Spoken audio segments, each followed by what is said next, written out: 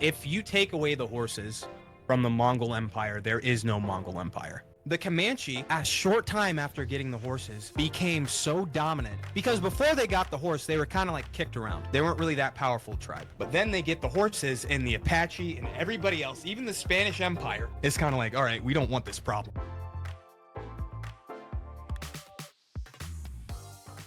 Well, hello everybody. I am Dean. This is Malik. And he is a history guy, and I am an animal guy. And the point of this is we're going to talk about how history and animals all go together. Coalesce. So, today, our main focus is going to be on horses and how horses changed and molded not only the history of humanity, but how, like, literally the advantage of having the horse caused a whole bunch of different civilizations to come up and conquer the world. And I think that one of them, the big one that you're talking about the Mongols, correct? Absolutely. There's a theory that Genghis Khan, Chinggis Khan, the universal ruler of the Mongols, is responsible for the modern world now. All because these steppe people, for time immemorial, had more horses and were better with them. Going back as far as like the 3000 something BC, we have your settled peoples and you have your sort of nomadic peoples. And one of these that we get the earliest accounts of, they were raiders.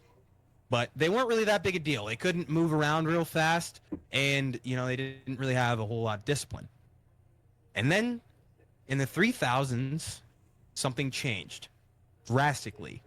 Obviously, you saw the intro.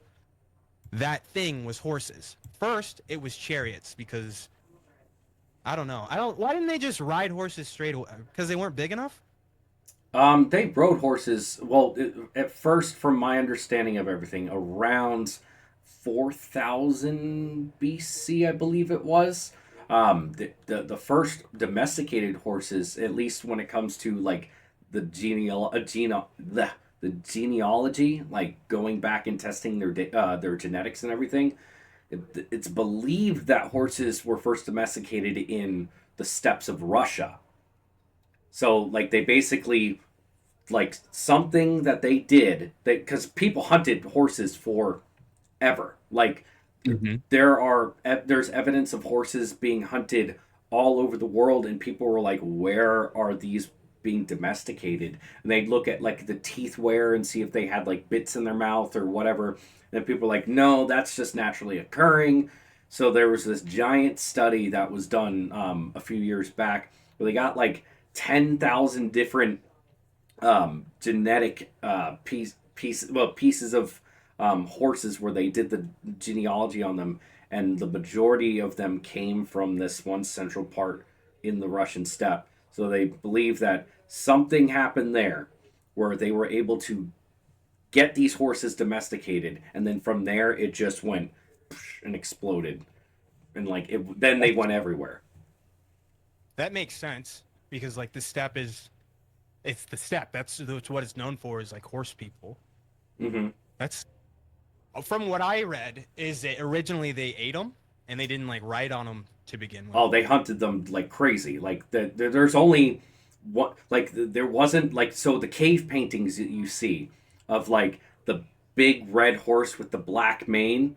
That is a Perchetsky's horse, I believe it's called. I think that's what it's called. It's not actually related to the modern day horses that we have. But that horse is still alive. There's actually a population of them in Ukraine. There's like a camera, one of those, when they put a camera on the tree. I can't remember what it's called at the moment. Brain fart. Trail cam. Trail cam. So there's a trail camera photo, and I'll have it below me. Post editing, Dean will put it there. But they found this.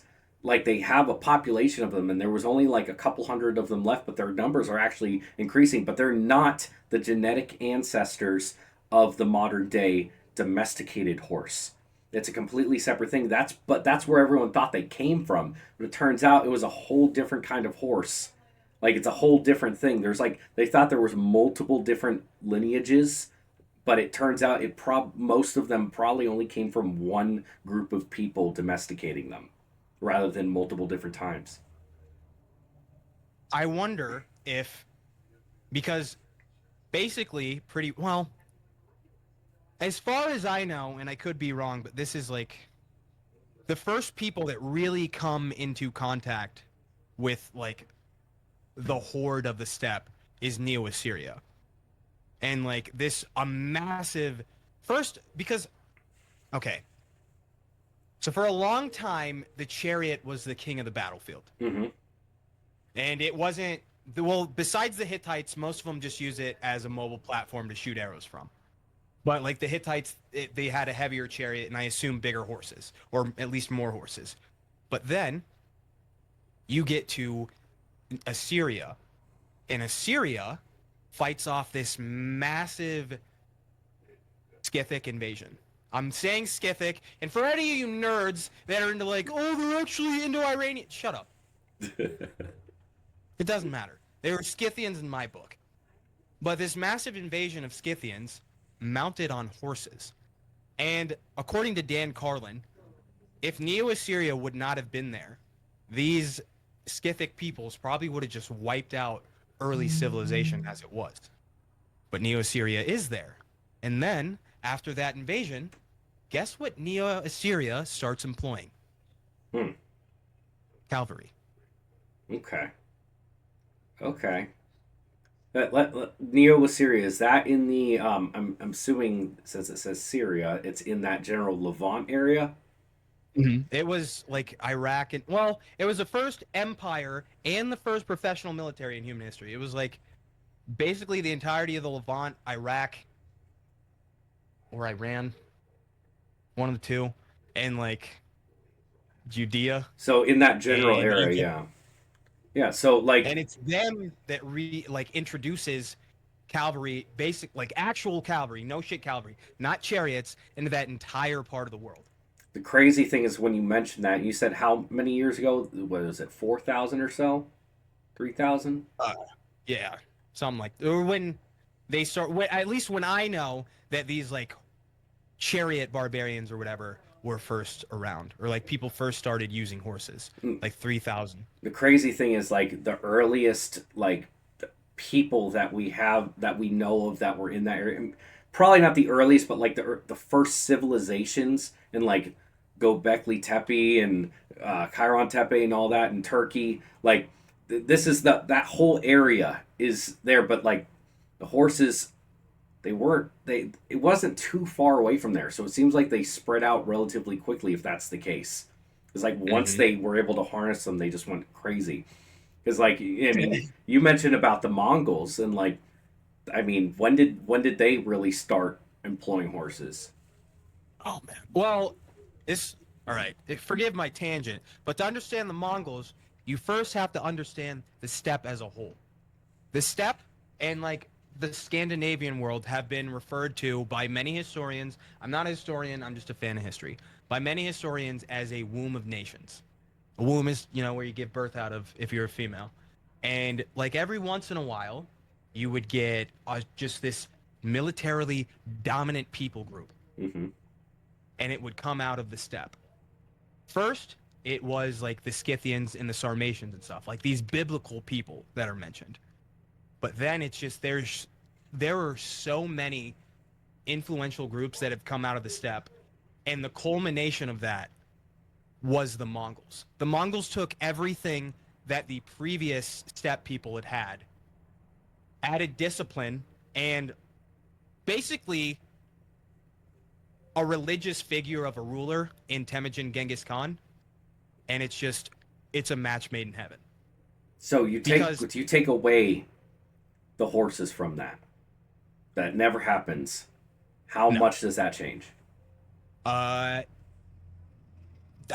if you take away the horses from the Mongol Empire, there is no Mongol Empire. They were, especially in the early parts, they were an entirely light cavalry army. And the reason they were like so good with that is because they were also really good with their bow, and their bow could reach out and hit a target, not a not a like a direct, but like a group of men, a formation, Yeah. 400 meters away. 400. And allegedly, the draw weight could get up to like 250 pounds. Jesus Christ. So when you combine a bow that is fast, like it can reach out and touch them well before they can touch you, and you're more mobile than them, there's really nothing that any of these other, like China couldn't do it, even though China had more horsemen. Um, like all these European powers with their knights and whatnot couldn't stop them. The Islamic powers couldn't stop them. It was just a match made in heaven. I didn't realize that the bows were. I knew they relied on bows, but I didn't realize they were that insane. Because like 100 yards is a really long shot now with a compound bow. Like that's a if you can make a 100 yard shot, that's really good. That's But you got four. to think about it though. These people's lives depended on it. Like True. from a young age, they would ride like sheep and stuff, and they'd be given a bow. They were riding basically as soon as they could walk. So it was, and like you have the steppe was probably still is not a great place.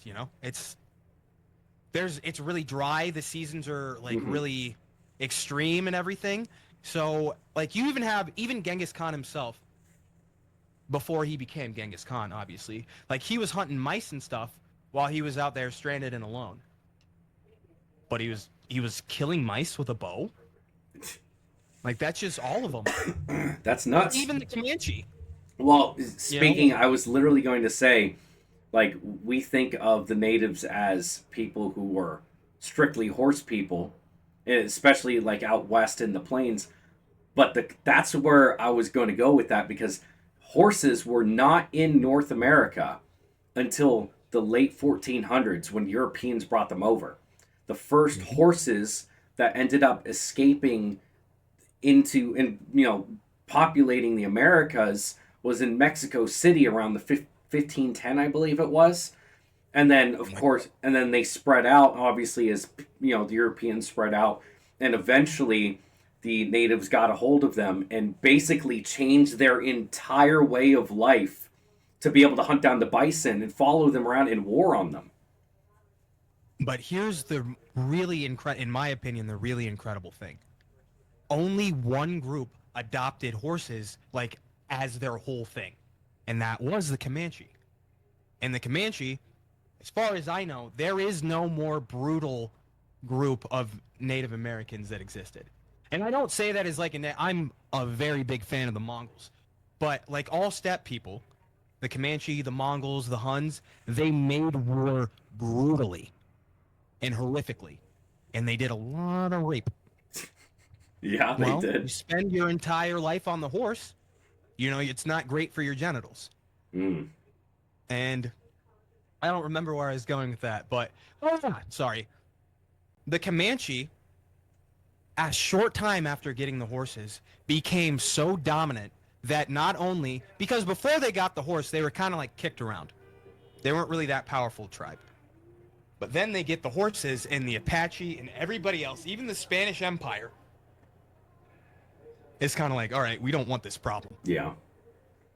Because sorry, like there was a iron jacket in like the 1800s, a Comanche, using like Spanish conquistador plate armor. That's these people. I didn't know that. And dude, you got to read Empire of the Summer Moon. Okay. Fantastic. I'll take a look at it. Well, the funny thing is that we just went over how they were domesticated in the old world, came over to the new world, changed everything. But the craziest part about all of it is that horses did not originate in the old world. Hmm. Horses originated in North America. So did all canids, right? Or canids or Um, felinids, one of them. I think it was, I think it was cats. No, I don't remember the exact. That might be one for another episode. I'd have to look into that. But the original horse, at least what we would consider like going in that direction, was only about the size of like a chihuahua. It was a very small animal, and they had fingers with individual hooves on them, and they splayed out, and they ran like with their like hands. They had hands basically, but they had individual big nails on them, and eventually over time they got bigger. And it around 55 million years ago. So like not too long after the dinosaurs went, psh, mammals start going. There's nothing else here to kill us. We're gonna become the top dog. And except for some of the bigger birds, line like the terror birds, which the terror birds, the remnants of dinosaurs, like the generate going forward, they were eating these horses, and they were living, and they had to run away. They had to move quickly, and eventually their hooves started fusing. There was less and less toes until now all horses have one giant toe. It's just one nail, and like it's all I don't fused. like that. It's all fused. It's crazy, but like that's how it went over time. They got bigger and bigger. They also went down into South America, but then after they went down there, around, I want to say it was 10 million years ago. I could be wrong on that number, but they went north through the Bering Land Strait and then over into Eurasia. And about 5 million years ago, the modern day horses, like what we consider equus, like that genus, that family, that's when they first evolved. And then after that, it was only about, I think it was only about 50,000 years ago or so. All the horses were extinct in North America. I could be wrong on that number. It's not too long ago. It was like right as everything started to kind of happen and people came over, but there weren't any horses left. Yeah, it I wonder happened. why that was. Well, it was a changing climate.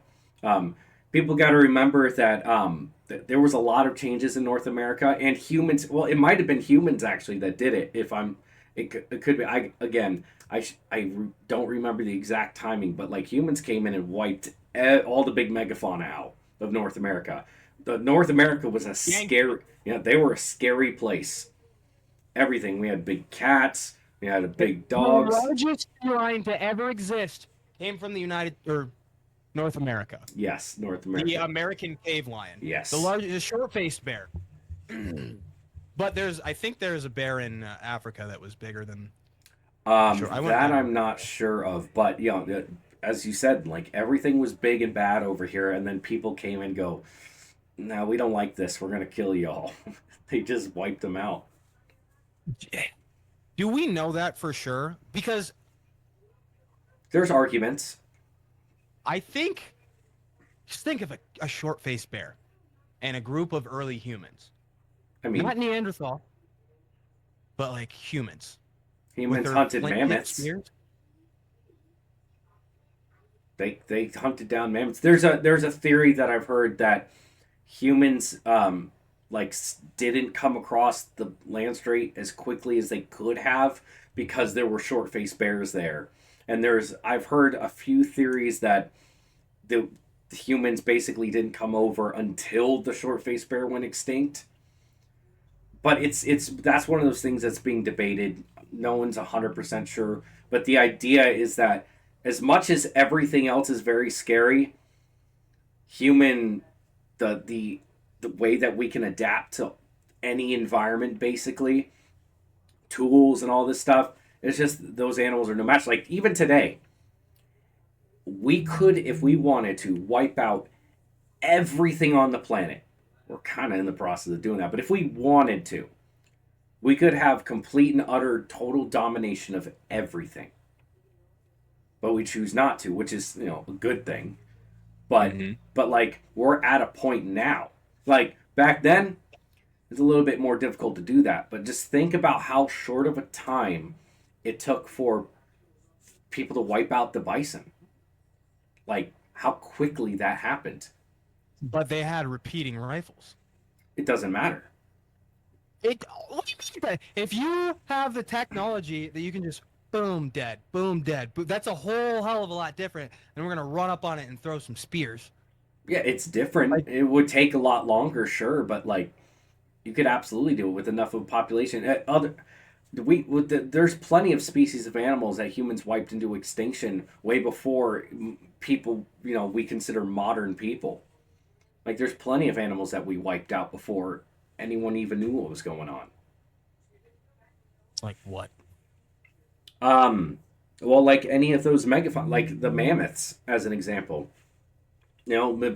It's believed that humans were the almost the like it's almost undisputed. Like there's a couple of people who are like, oh, the climate was changing and they were in decline already because of the differences. But humans definitely just went, you're out of here. Like, Should have been a better species. We're made in God's image. well, you know what? I don't even have a Yeah. comeback for that. It's just one of those things where, yeah, we could absolutely do whatever we wanted, but as the fact that we are at this level of intelligence, we have the ability, like, we could wipe out every dolphin, whale, whatever right now, but we don't. We could wipe out, like, we've wiped out the passenger pigeon. There were billions of them, and in a matter of like 15, 20 years or something like that, not a single one was left. Like just wiped them out of existence. The Carolina parakeet, it was eating crops, so we wiped them out. Like there's a lot of stuff like that. A lot of it in the modern times. True. I don't. I don't. I don't know. Like, cause that's a little before my time. But I don't. You know how big a fucking mammoth was? Big. They were like And 12 feet tall or something like that. Maybe you had Indians and stuff taming elephants. These yeah. people, none of them thought to tame a woolly mammoth.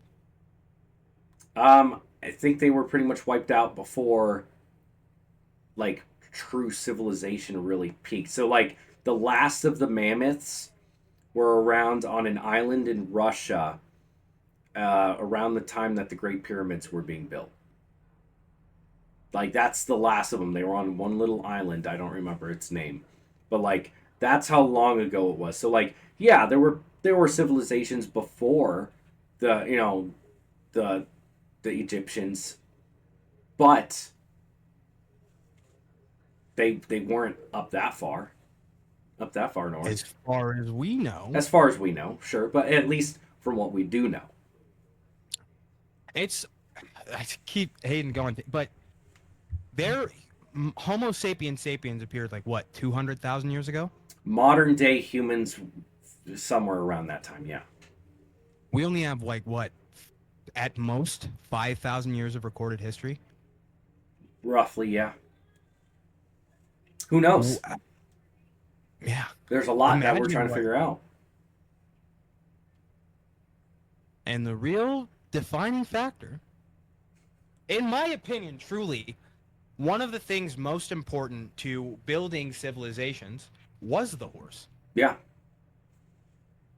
Absolutely. Especially for like the steppe people that relied on it for everything, but even in other places, like even if it wasn't your whole way of life, it was a status symbol, it was a tool, it was, if you're real unlucky, a source of food. Can you think of any I can't really say modern, but like recorded historical civilization that was anything other than like a groups of people that were just, like actual civilization that didn't have a horse.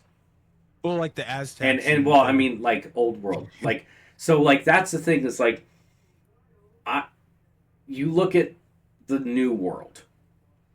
They were doing a lot of crazy stuff, but it wasn't the same type. Like they it they were modern in their own sense. Like they had huge civilizations. They did. But when the Europeans came over here, they had a lot more. what gave them that advantage? Define a lot more. Um, well, I mean, just like what I know, I'm just looking at it from what I would consider to be a modern civilization, but like the old world was still living in, like, there were more people, they were building stuff, but like it wasn't progressing past that point.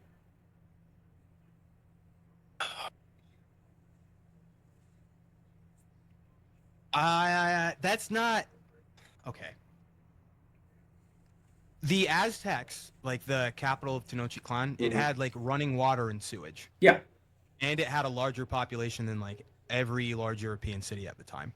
And the true. fact that it didn't have disease just run rampant through it like happened in Europe all the time, I think that shows. And there were like further north where Pizarro and whatnot conquered, they had like sophisticated metalworking, and I think it had a lot to do with. And I'm not a historian, the fact they didn't have horses or any large domesticable animals, I think that kind of shot them in the foot, especially when it came to the disease that really kind of sealed the deal. Yeah, they couldn't go as far. They couldn't venture out and start new things as much. Basically had to keep in their own groups, so to speak. And they knew of other people, but like, Well, and it's real high up. Like the elevation's super true, high. true. So it's hard to do anything like that. They But definitely even so, go ahead. they definitely did a lot of insane things in their own right without horses. And the more you talk about it, the more I'm like, yeah. I mean, I guess it would just be considered a different way of living rather than like. I think I think things would have changed. I don't know if it would have changed. Like, I mean, what the Mayan had more of an ability to be able, like, they would have been able to, like, Mexico City as an example. What was the name of Mexico City before? Tenochtitlan. Okay, is that well? Okay, got you. I remember a lot of these names. I just can't put the exact place. That's more open and swampy, isn't it, than it is mountainous, or is it surrounded by Yeah. mountains? It's at a high elevation, but it was like a swamp. The Aztecs drained it, and they like they would like make these mats that would float, and they'd like shit on them, and they just like they grow shit on it, and eventually they just had this massive fucking city on it, what had been like a lake or a marsh. Hmm, that's interesting. I never would have thought of that. Me neither. That's a crazy thing is you look back at the things that people used to do and to figure out and the insane architecture and everything that like have you seen any of the lidar stuff that they're doing throughout the Amazon right now? I've seen some of it like from Joe Rogan, but I haven't gone down that rabbit hole yet. That basically massive civilizations that could have hold millions of people in the middle of the Amazon rainforest. You having fun there? No, this coil's burnt and it's disgusting. Who vapes? A lot of people. A I lot don't of people. smoke real cigarettes, so it's No, fine. I got the Zin going. Unfortunately, Mm. Well, I unfortunately, used to dip a couple tobacco's and it gave me like two cavities cavities, dude. from the.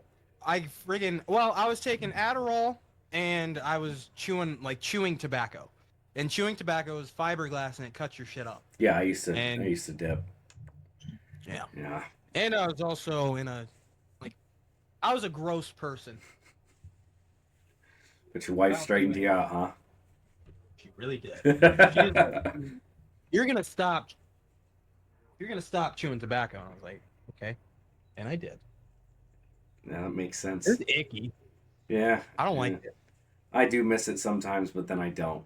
But anyway, that's I never really thought about it in the perspective of like, I mean, yes, obviously the horses changed many civilizations and propelled them to the quote unquote greatness that they became.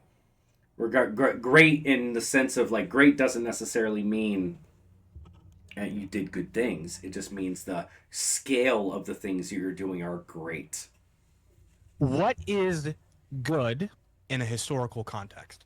don't think there is really good in a historical context, to be quite honest with you, because I don't think there is either. some of the worst things that have ever been done, as bad as they were from a moral perspective, still have driven our civilization forward in a lot of ways. But I don't know. That's a good question.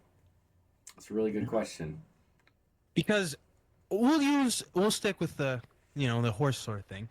The Mongols, as I said earlier, they made war brutally. They Mm-hmm. made war violently. But also like we see the Mongols and the Huns in particular as these incredibly violent and destructive people. Is that because they are Asiatic and not so familiar to like the West? Because take Rome. Rome was absolutely no less destructive or violent. We get the term total war from Rome itself. Bellum Romanum. Rome war the Roman way. Complete total war. And like the Romans are the most successful civilization in pre-modern European history. Very brutal. Mm-hmm. The Mongols, arguably the most successful civilization in human history, period. Incredibly brutal. Horses. Was it I shouldn't have said anything about Rome, but what was it about these steppe people? What was it about the steppe itself that made that set them up for such success so many different times? Well, it's the. I mean, if you're taking it from that horse perspective, honestly, that's probably the reason. Because I mean, the horse evolved to be a plains animal. It evolved to be able to run great distances and survive off the what was there, being grass and shrubs and all whatever was there, and carry not only a lot of weight, like the fact that they were built as they're as big as they are to be able to. I mean, obviously through domestication, we have molded them to be what we want them to be. I mean, the same thing with any other animal that's domesticated. You pick out certain traits that you like and you breed that trait on, and you have horses that are fucking 10 feet tall. There's. You sound like. Can a zebra and a horse breed? No. So they are equus. Zebras and horses are equus, which is um, their family, I believe. I'm trying to remember the exact taxonomy of it, but no, they're separated out too far where they're related, but so is technically a giraffe and a horse are related, but they're ungulates and it goes back farther than that. But they're separated out enough. It's a whole different thing. So you But couldn't have like a half horse, half zebra? no. There used to be another species called the. It looked like a horse and a zebra mix. It looked like a zebra with less stripes. I don't remember what it's called. It's gonna drive me crazy, but they're extinct now. Not they didn't go extinct that long ago. Quagga, I think it's called the quagga. But let me see. Yeah, the Why didn't quagga. people domesticate? Why didn't they domesticate zebras? Yeah. Because they're too hard to domesticate.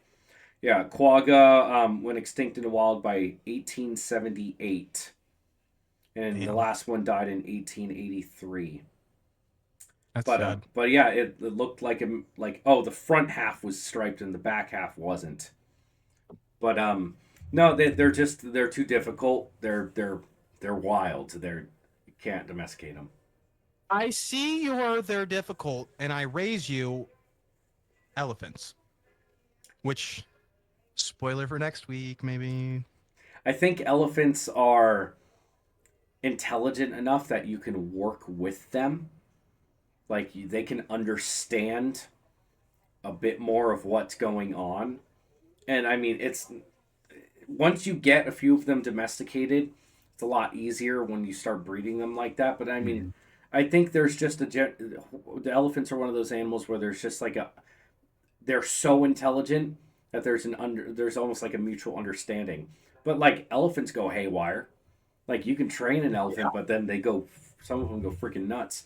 I mean, it's We'll get to it. We'll get to it. There's a lot of good stuff with elephants. but yeah, I tend to I never until you brought up like the old world stuff because I was just thinking about or excuse me new world stuff. I was just thinking about old world and like how horses really basically drove them to be what they were, and if it wasn't for horses, many of the old world civilizations never would have gotten to the peaks. At least maybe never gotten is the wrong word, but as expansive as they were because they covered a lot more ground.